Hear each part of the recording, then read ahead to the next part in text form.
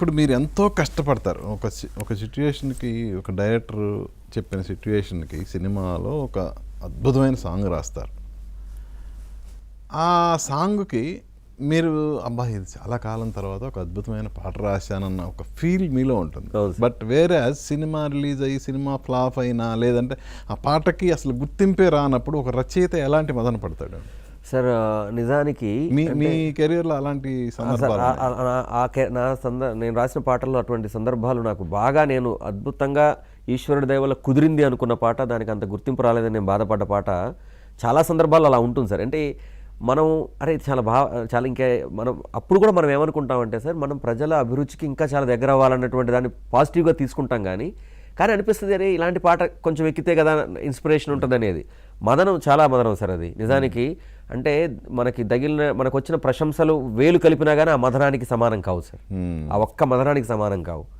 నిజానికి నేను అలా బాధపడ్డది పెదకాపు సినిమాలో నాకు శ్రీకాంత్ అడ్డాల గారు పిలిచి అద్భుతమైన అవకాశం ఇచ్చారు. అందుట్లో ఒక సందర్భం ఉంది.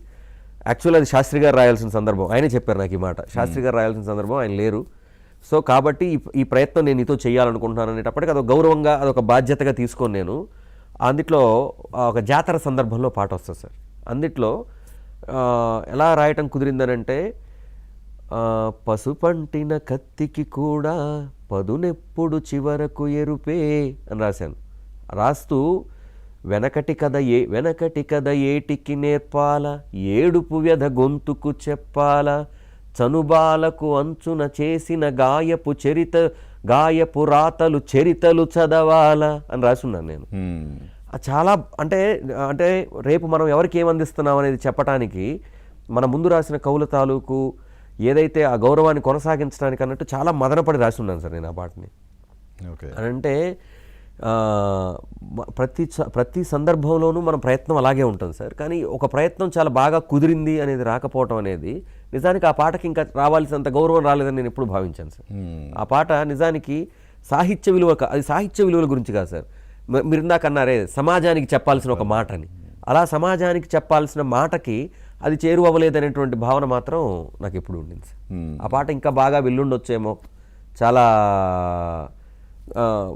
మంచి అంటే ఆయన ఎప్పుడో రామబాణ మార్పిందా రావణ కాష్టం అని రాశారు శాస్త్రి గారు. కృష్ణగీత మార్చిందా నిత్య కురుక్షేత్రం అని చెప్పేసి. అలాంటి పాటలు విన్నప్పుడు మనం ఇలాంటిది ఏదో ఒక సందర్భం వచ్చినప్పుడు దీనికి తగ్గదేదో మనం రాయాలి అనుకున్న ప్రయత్నం ఆ పాటలో నేను చేస్తున్నాను సార్.